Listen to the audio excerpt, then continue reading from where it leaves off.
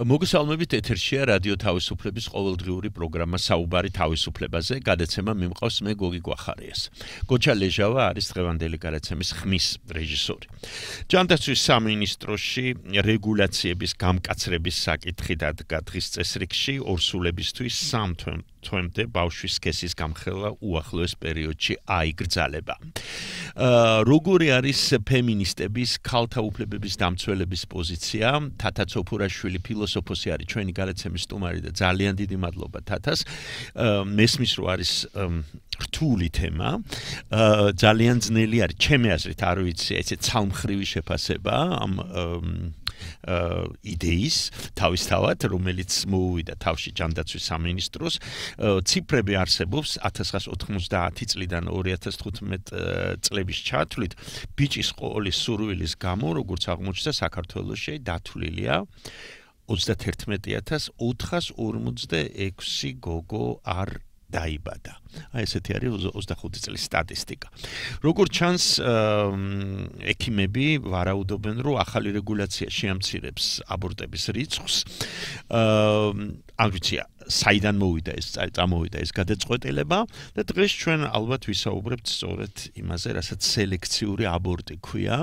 როგორია ფემინისტების დამოკიდებულება?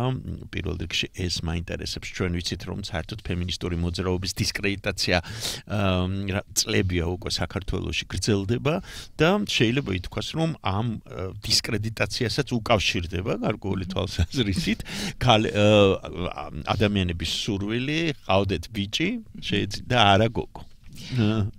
მოგესალმებით, დიდი მადლობა მოწვევისათვის. თემა ცხადია, ძალიან სენსიტიურია, არა მარტო თავისი აქტუალურობიდან გამომდინარე, არამედ იმ დისკუსიის, ესე ვთქვათ, სპექტრიდან გამომდინარე, რაც მის გარშემო გაიშალა.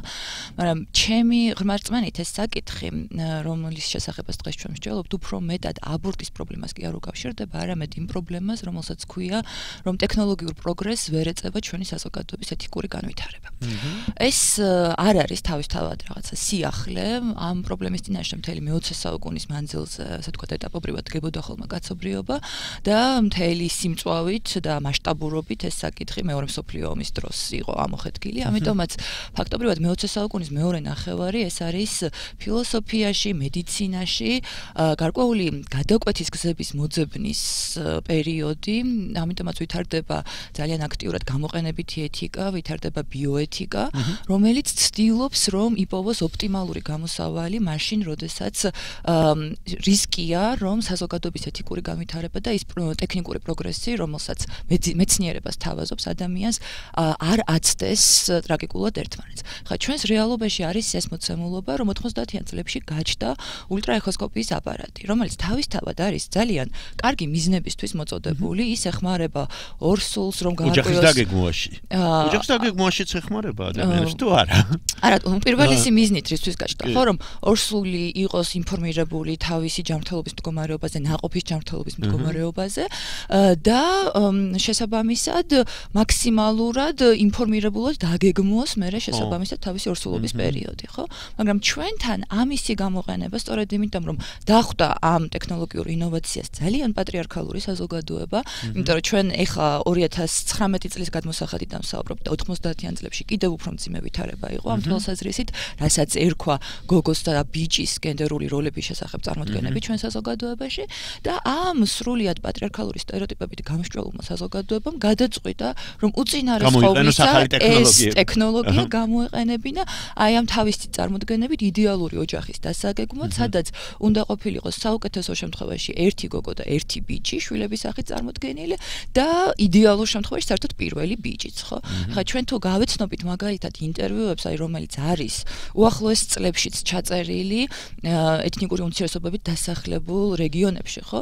იქ ქალები პირდაპირ ამბობენ, რომ ქმარი უყენებდა მას პრეტენზიას და ასე ვთქვათ, ულტიმატუმს, რომ პირველი შვილი უნდა ყოფილიყო ბიჭი, ხო? და ამის გამო იძულებული გახდა დაუშვათ ერთი კონკრეტული ისტორია, რომ მას 2 სელექციური აბორტი გაეკეთებინა, იმიტომ რომ პირველი ბიჭი თუ არ იქნებოდა, მაშინ ქმარი ეუბნებოდა, რომ გაშორდებოდა. ანუ ეს უფრო პატრიარქალური საზოგადოება კიდევ უფრო მეტად, ხო? აი უმცირესობებით აღარ ვიტყვით უკვე ახლა მაინც. ხო, მაგრამ დარწმუნებული ვარ, რომ ამ ასე ვთქვათ მოცემულობას, რომელიც შეიძლება ეთნიკური უმცირესობებით დასახლებულ რეგიონში და ვთქვათ დღეს იყოს 90-იანი წლების ეთნიკურად ქართველებით დასახლებულ რეგიონში ნამდვილად წავაწყდებოდით.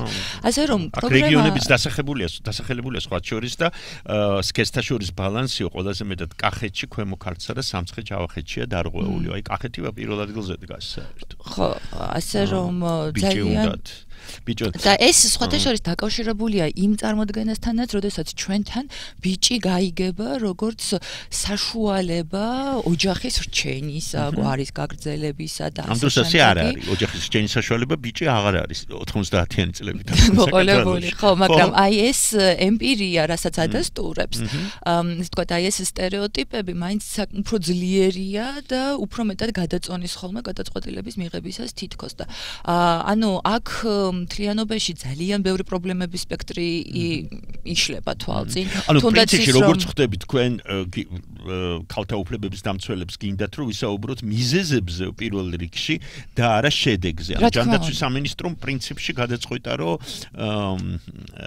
შედეგზე იფიქროს, ხო, უფრო მეტად და აი იცით რა არის ეს რეგულაცია ამ ეტაპზე შესაძლოა იყოს გამოსავალი. ხა მე არ ვლაპარაკობ ამ შემთხვევაში რაღაცა ზოგადად ფემინისტური მოძრაობის სახით. მე ვიცახით ჩემი პირად აზრს. ფემინისტები ალბათ აქაც არის დისკუსია. არ, მანდაც არის დისკუსია, არის აზრთა სხვადასხვაობა, არის მოსაზრებები, რომლებიც თვლიან რომ დავშოთ ეს შეიძლება იყოს წინაპირობა იმისა, რომელიც მე საერთოდ აბორტთან დაკავშირებით პოლიტიკის გამკაცრებას მოიტანს შედეგად.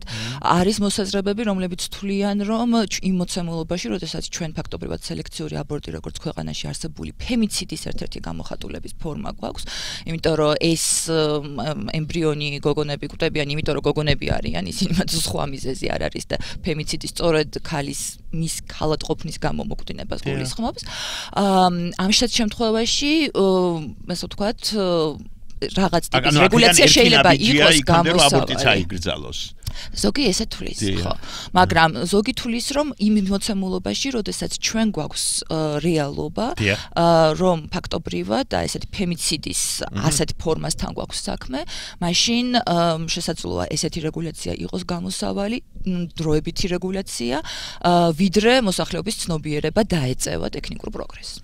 მაგრამ ამავე დროს ჩვენ ძალიან კარგად ვიცით, რომ ასეთი ბიუროკრატია ძალიან ხშირად სულ უკუ შედეგს იძლევა ხოლმე, ანუ შეიძლება გაჩნდნენ ექიმები, რომლებიც აიღონ ქრთამი მაგალითად. ხო, ეცეთ ამ შემთხვევაში გააჩნია როგორი იქნება მონიტორინგი, როგორი კაცრი იქნება დასჯის მექანიზმი, ხო ხა ეს კორუფციის საშიშროება ნებისმიერ სისტემაში არის და უშუალოდ ხა შეიძლება მაშინ დაუბრუნდეთ საკითხს იმაზე, რომ აი კორუფციული პოლიცია ყავდა და მაშინ ასე ვთქვათ რაღაც საერთოდ აღარ უნდა ყოლოდა პოლიცია და ასე შემდეგ, მაგრამ პოლიცია რომელიც იცის რომ დაისჯება ქრთამის აღების გამო აღარ აკეთებს ამას, ხო? თუ ექიმსაც ეცოდინება რომ ქრთამის აღების შემთხვევაში და უშუალოდ მისი საექიმო პრაქტიკა დადგება კითხვის ნიშნის ქვეშ, ის ასეთ რისკზე არ წავა საერთოდ, ხო?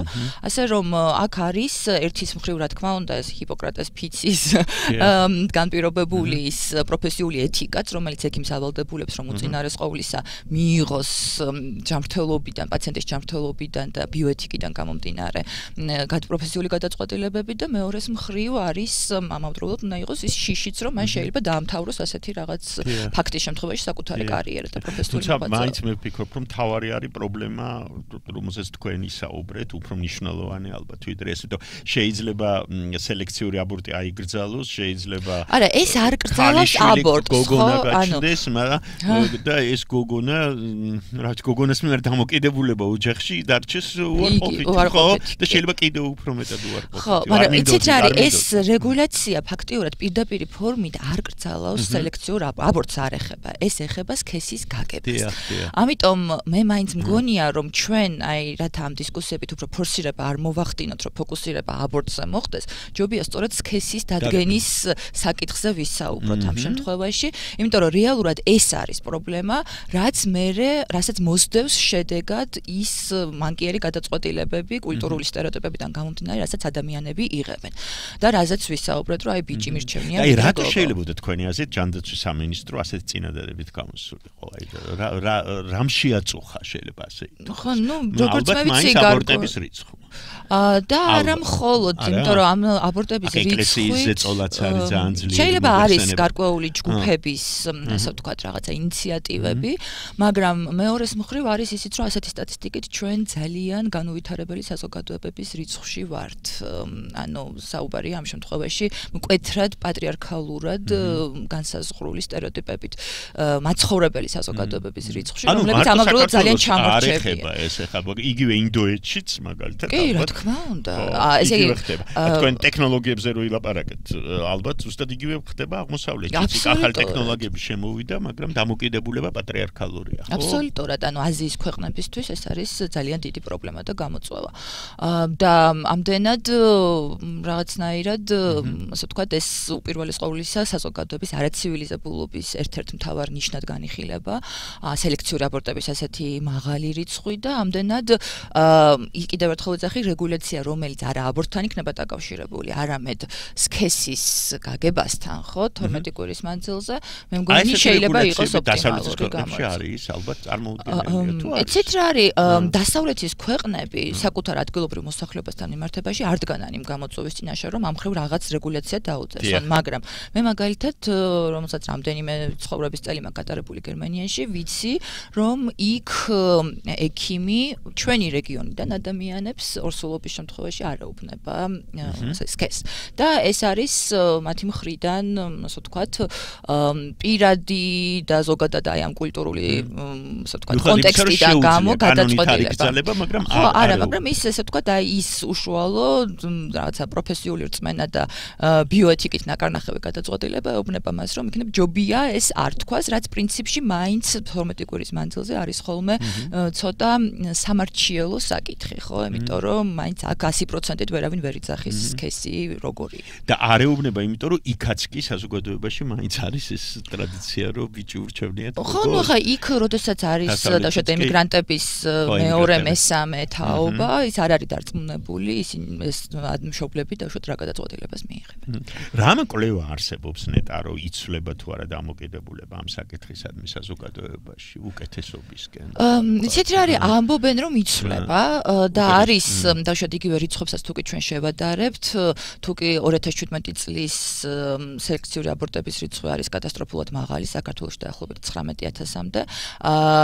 დაუშვათ 2018-ის არის საკმაოდ დაბალი. ახლა ეს ხანდახან სტატისტიკა შეიძლება იყოს ცოტა შეცდომაში შემღვანი, უბრალოდ შეიძლება ის ადამიანები, ვინც ამ გზას მიმართა 2017 წელს, მათ ასე ვთქვათ, შვილოსნობის პრობლემა აღარ დაუდგათ 2018-ში, ხო? ანუ ჩვენ ესე ვთქვათ, ამითი ვერ განსაზღვრავთ მხოლოდ ციფრებით, რა ტენდენციასთან გვაქვს საქმე.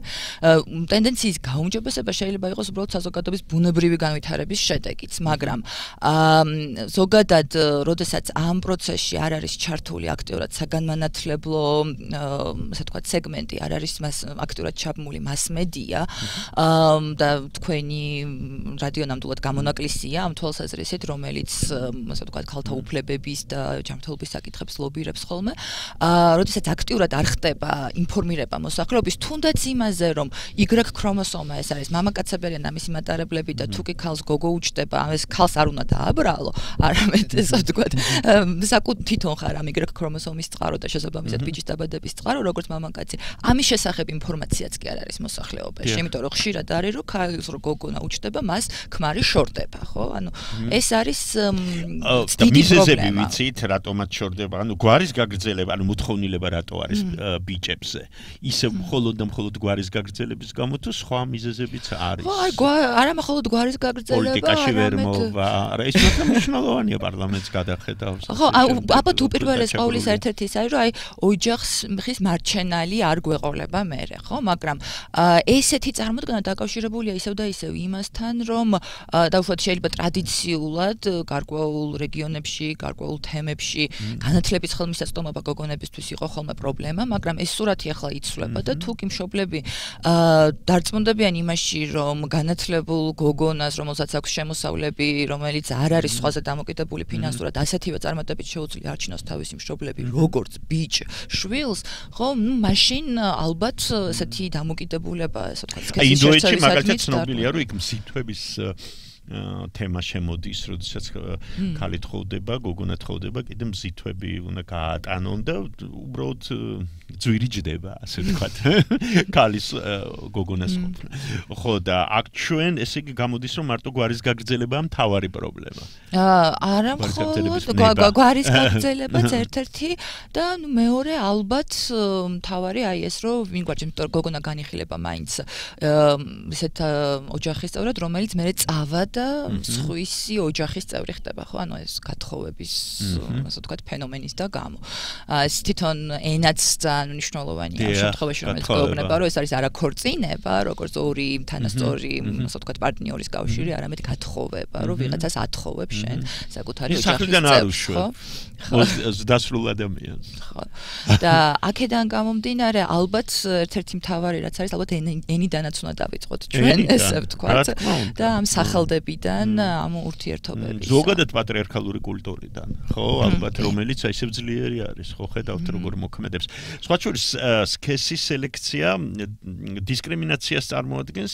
კონსტიტუციის დონეზე საქართველოში როგორც ვიცი ანუ დისკრიმინაცია სექსის საფუძველზე კი კონსტიტუციით იგრძალება ზოგადად მაგრამ იმიტომ რომ ეს ასე ვთქვათ იმ თავით როდესაც შენ ვიღაცას თუნდაც მისი სქესიდან გამომდინარე განიხილავ როგორც რაღაცის საშუალებას ეს არის აბსოლუტურად არაეთიკური ანუ თუ კი გავიხსენებთ ჩვენ კანტის კაცობრიობის მიზნის ფორმულას რომ უნდა განიხილო შენი თავით და მთელი კაცობრიობაც არა მხოლოდ როგორც საშუალება არამედ უპირველესად როგორც მიზანი და მთელი ეს სქესის და გამო სელექცია ეფუძნება იმას რომ ჩვენ ვიღაცებს განვიხილავთ რაღაცის საშუალებად ეს არის აბსოლუტურად არაეთიკური დამოკიდებულებაც იგივე ბიჭებისადმით რომ მათ განიხილავენ როგორც საშუალებას დავუშვათ გვარის გაგრძელების რჩენის და ასე შემდეგ ის ან გოგოებს განიხილავენ როგორც დავუშვათ ну რა ვიცი ქალს დავუშვათ გამრავლების საშუალებად და ასე ესეთი დამოკიდებულება არის არაეთიკური ადამიანისადმი იმიტომ რომ არ შეიძლება მას უყურებდე როგორც საშუალებას უნდა იყოს თავისთავად თავისი არსებობიდან გამომდინარე მიზანიც ხო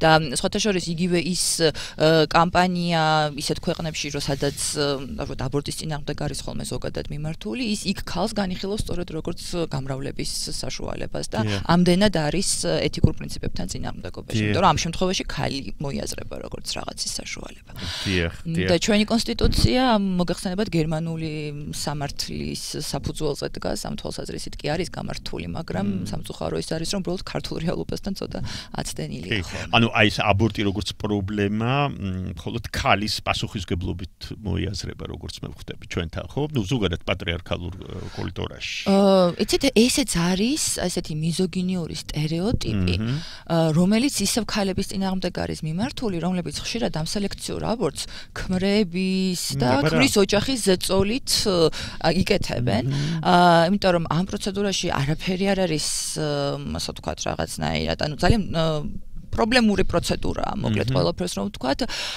ისევე როგორც ზოგადად გინეკოლოგთან ვიზიტით თუნდაც ქალისთვის და შესაბამისად ამას აიძულებენ ხშირ შემთხვევაში ქმრის ოჯახის წევრები ქალებს იმიტომ რომ მათ უნდათ გვარის გამგრძელებელი ეს ინტერესი მოდის მხოლოდ და მხოლოდ ხოლმე მათგან და მათით არის ნაკლებად ქმარზე რო არაფერი ვთქვათ ხო ქმარზე რომელსაც რაღაც თაკუთარი მამაკაცურობის დასტურად მიაჩნია ვაჟი შვილის ყოლა ხო ესეც არის ეს კულტურა გასაგებია ესე იგი პრინციპში როგორც მე ხვდები წინააღმდეგი არ ახართ ამ რეგულაციის მე ჩემს აზრს მოგახსენებთ ამასთან დაკავშირებით მიმაჩნია რომ ესეთი რეგულაცია ამ ეტაპზე როდესაც ჩვენ გვაქვს არ გვაქვს ერთი მოთვალე 31456 გოგო არ დაიბადა ხო ამ ეტაპზე რეგულაცია რომელიც ეხება მხოლოდ და მხოლოდ ეხოსკოპიის ასე ვთქვათ საშუალებით სქესის წინასწარი დადგენის შეზღუდვას მე პირადად ამას ვეთანხმები თუმცა